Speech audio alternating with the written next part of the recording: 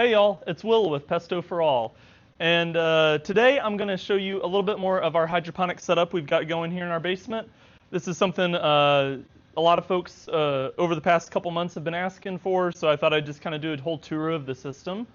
Before I kind of go into each part of it, just a little bit more about this setup. I built this in about like December of last year, so I've had it for a few months now. Previously, I've done hydroponics in grow tents and kind of did like a more vertical style setup. What I'm trying to do here is go with a flat layout that eventually we could adapt to an outside greenhouse. Right now you'll see obviously this is under LEDs, but my goal is to kind of get some ideas about yield and determine, what sort of spacing and what sort of nutrients are really working. And then we have a small greenhouse in our backyard that we'll set this up in once the weather gets a little bit better, probably like in that April and May time.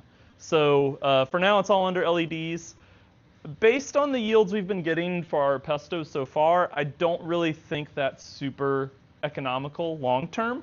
So I think growing under, the sun and getting that natural light will be really important. You don't have the capital costs of the lights. You don't have the operating costs of the electricity. So that's kind of where my head's at with this, but this is still a great way for us to get some pesto in the meantime, some additional product for grocery stores and for a restaurant we work with when we're not in production. So that's what we're using this for.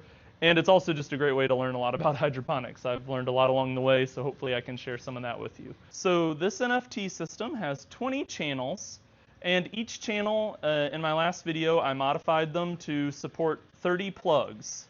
And then what I've done is each plug I've seeded really heavily with basil. You can see that here, there's about 4 or 5 basil seeds in each plug. So that means in this entire system, right now I've got about 1,500 plants.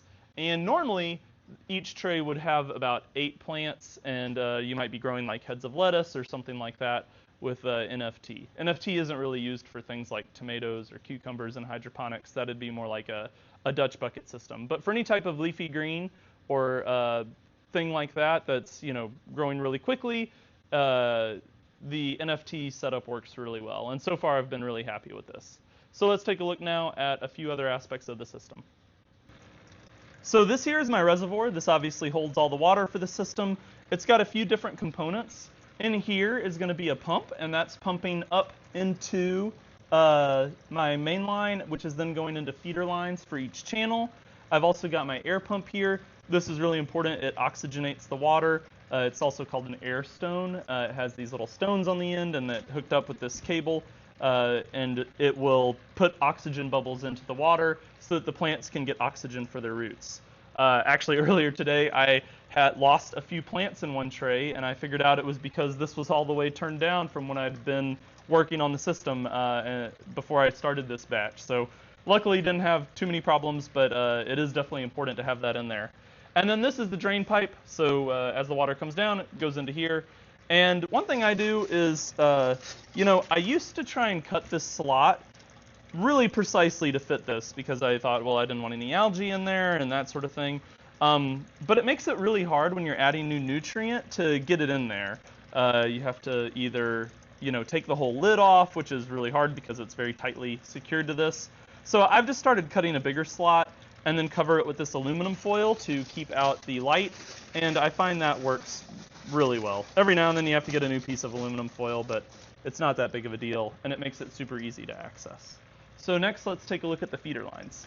All right, here we've got our feeder lines. So these are coming off the mainline irrigation tubing we've got here, and then they go into each tray, and you can see they've got nice, good flow.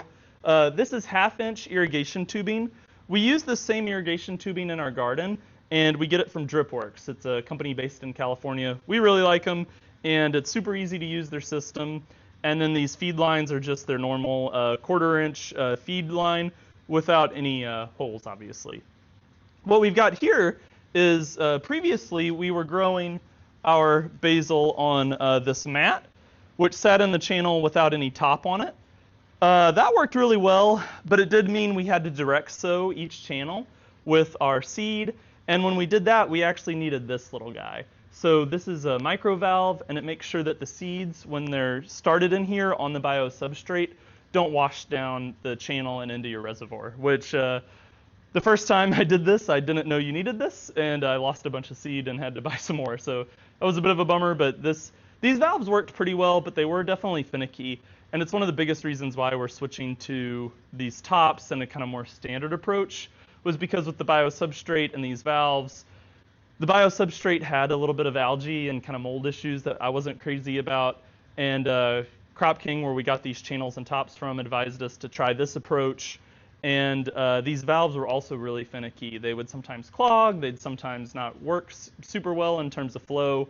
And I just thought if we were going to scale this up and ever do a big greenhouse, that it would be just really hard to adapt. So next up, I'm going to kind of talk about the lighting and kind of our approach there.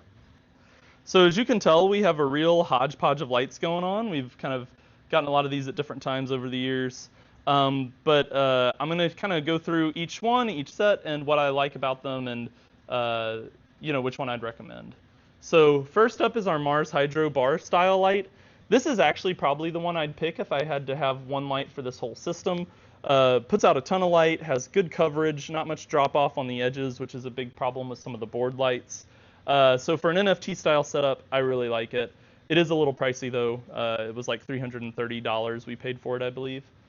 Next up, I've got these set of 3, which you can actually have up to 4 together, from Hydro Builder.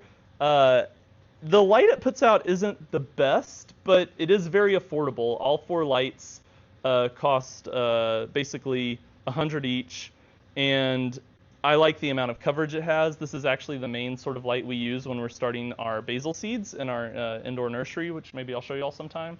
And overall, I don't think it would be good for like fruit production or fruiting, but it does have, pretty good characteristics for just like growing something like basil or lettuce. The next one, these are Spider Farmer.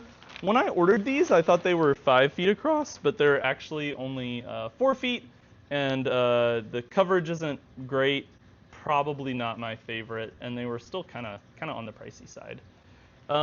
Then we've got these down here. These are our board lights, and these I got from, I believe they're Vivosun. We got them before the tariffs, took place last summer. So they were, I think, only about $100 each on sale. So it was a pretty good deal. For this kind of setup, they're less than ideal, but they're the lights we have, and they do put out a lot of light and work pretty well. It's just they're not the most, kind of space efficient and optimized when you're doing like a NFT channel approach. And then at the top here, you'll see our ventilation fan that we pretty much always have running. It works really well. It's just that